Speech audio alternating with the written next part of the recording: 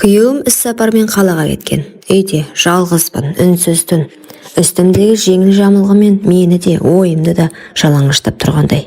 Тәнім соңы не боларын білсе де, біреудің ыстық құшағын аңсап тұрғанын сездім. Кенет есік сықыр етті. «Кешір, терезең ашық тұр екен, жел кіріп кетер дедің бе?» деді бір таныс дауыс. «Қайным». «Иә, ауылдан келіп ағасының үйінде қонып жүреді. Мен тек көрпені жаба салайын дегенмін». Қолындағы көрпе тіземнен сырғып жоғары көтерілді. Сол сәтте ар ұятта тән де үнсіз қалды. Көрпе бойымды түгел жапты, бірақ иісі, сол иіс менің ішкі жан дүниемді қозғалтты. Ол иіс еркектің иісі еді. Күйеуімде жоқ бір ерекше иіс тым жақыннан сезілді. «Қатты тоңып кеткен шығарсың», деді ол, жай ғана. Дауысы жұмсақ еді, бірақ ішіндегі отты мен ғана сезіп тұрдым. Мен үндемедім.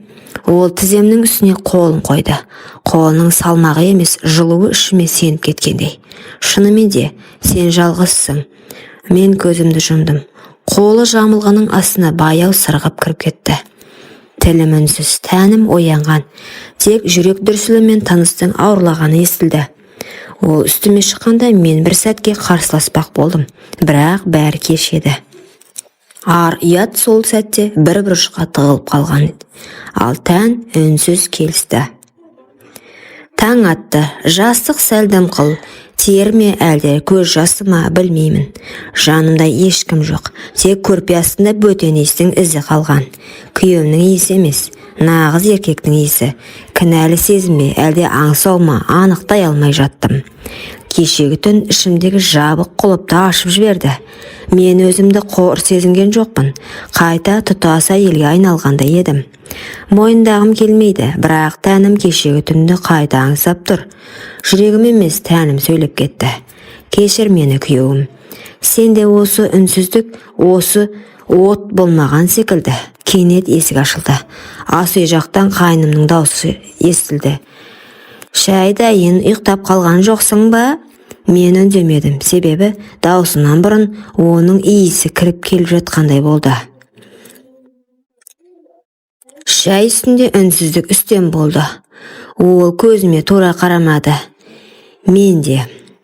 Бірақ арасындағы от сезіліп тұрды. Көйлегімнің ішінен өзімді бөтен, бірақ ерекше сезініп отырдым. Тәнім басқа біреудің ізін ұмытқысы келмейді.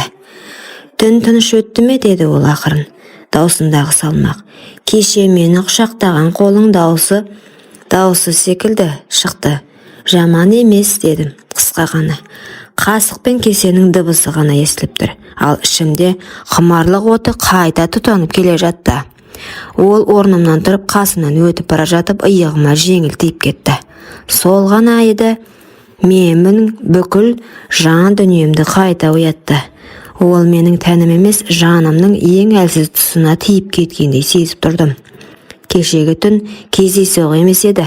Ал бүгін тәнім тағы да соны қалап тұр. Ар ұятта әлсіз екен, себебі екеуі де үнсіз. Сол күні күйеуім хабарласты. «Ертең таңертең ғана қайтамын». Үнінде сағыныш жоқ, жай бір күнделікті дауыс. Ал менің ішімде дауыл. Кеше мені алғаш рет толық әйел сездірген адам дәл қазір төргі бөлмеде отыр. Кеш, үй тыныш, жарықты өшіріп өз бөлмеме өттім. Төсекте жатсам да ойым басқа бөлмеде. Әр тынысым оны аңсау. Тәнімнің әр түйірі соны қалайды. Есіктің сырттан жай ғана тарс жапты, аяқ дыбысы тоқтады. Сосын жаймен есік ашылды. Үн жоқ, тек дем, терең, ыстық. «Ұйықтап қалдың ба?» «Жоқ», дедім сыбырлап. Ол жақындады. Жамылғаны көтеріп иығыма тиді. Сол сәтте ішімдегі барлық ар ұят, тыйым, ой, үнсіз күйге шегінді. Мен оны күттім. Тек тән емес, жанымда, әйелдігімде оны аңсады. Ол үстіме шықты, екеуміз де сөйлемедік. Себебі тіл емес, құмарлық сөйлеп тұрды. Түн ұзаққа созылды.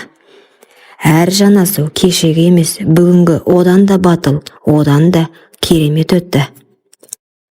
Одан да аш көз еді. Мен ештеңе ойлағым келмеді.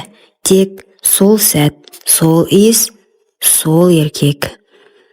Таң атты, бұл жолы мен жалғыз оянған жоқпын, ол қасымда жатты. Жалаңаш иығы маған тиіп тұрды, тынысы баяу терең. Ұйықтап жатқанмен тәнінің жылуы маған қадалып тұрды. Басыма бір сұрақ келді. Бұл енді не, кездейсоқтық па, әлде? Ол көзін ашты, ұйқылы ояу көзіне қарадым. Еш өкініш жоқ, еш сұрақ та жоқ. Тек бір үнсіз мойындау бар секілді. Енді бәрі бұрынғыдай болмайды. Орнынан тұрды, үстіне футболкасын асығыс киді де маған қарады. Кешір, деді, жай ғана. Бірақ бұл кешір мені емес өзін ақтау еді. Мен басымды изедім, үнсіз. Ішімде бір ащы шындық шыңғырып тұрғандай болды. Мен өз күйеуімді саттым, мен өзімді жоғалттым. Бірақ сол сәтте бір бөлек шындықта ішімнен күбірледі. Сен алғаш рет өзіңді әйел сезіндің. Күйеуім үйге таңертең келді. Әдеттегідей жымиып кірді, құшақтап сүйді. Бірақ мен сол сәтте оның иісінен бөтене иісті іздеп кеттім. Қайным дастархан басында үнсіз отырды. Бұрынғыдай емес. Екеумізде көз түйістірмедік, бірақ ішімізде бір-бірінің барлық сырын біліп отырғандай сезілді. Күйеуім күліп сөйлеп отыр.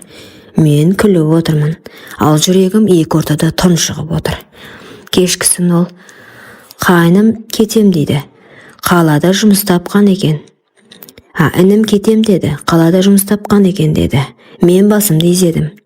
Жауап бермедім, ішімде бір шындық қимай жылап жатты. Бірақ тілім үнсіз. Сол күні кешке ол менің бөлмемнің есігін соңғы рет ашты. Кірмеді, тек үнсіз қарады. Көзінде, мен саған ештеңеге уәде ете алмаймын, бірақ мен сені шын қаладым деген үнсіз сөз тұрды. Мен де көзімнен жауап бердім. Мен де, бірақ өмір бойы біз қалағандай болмайды. Ол үнсіз бұрылып кетті. Ал мен сол сәттен бастап бір түннің құпиясын өмір бойы жүрек түкпіріне бекіттім. Себебі ар ұят үндемесе де жүрек ешқашан ұмытпайды. Әттең, күйеуім қайным сияқты бола алғанда ғой, кейде адам ақылмен емес, тәнмен өмір сүріп жатқанын кеш түсінеді. Сырттай бәрі бүтін. Үйім бар, күйеуім бар, бірақ бір нәрсе жетпейді. Жетіспейтін еркек.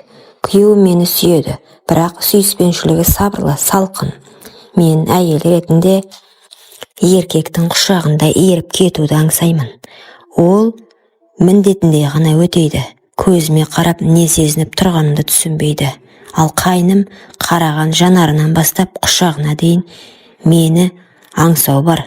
Бір рет, бір-ақ рет сезіндім оны. Бірақ сол бір түн мені мүлде басқа әйелге айналдырып жіберді. Түнде күйеуімнің құшағында жатып қайнымды ойлау күнә екенін білемін. Бірақ ой тоқтамайды. Тәнім оның жанасуын, демінің ыстығын, сенімді еркектің аңсайды. Мен ажыраса алмаймын, күйеуімді қимаймын. Ол менің өткенім, бірақ қайным менің әйелдік болмысымда оятқан тыйымды қалауларым. Екеуінің ортасында тұрып қалдым. Арым мен аңсарымның арпалысында үнсіз ғана өртеніп келемін. Құрметті оқырман, өмірден алынған шынайы оқиғаларды тыңдағыңыз келсе, менің арнама тіркеліп, лайк, комментарий жазып қолдап кетіңіздер. Келесі кездескенше.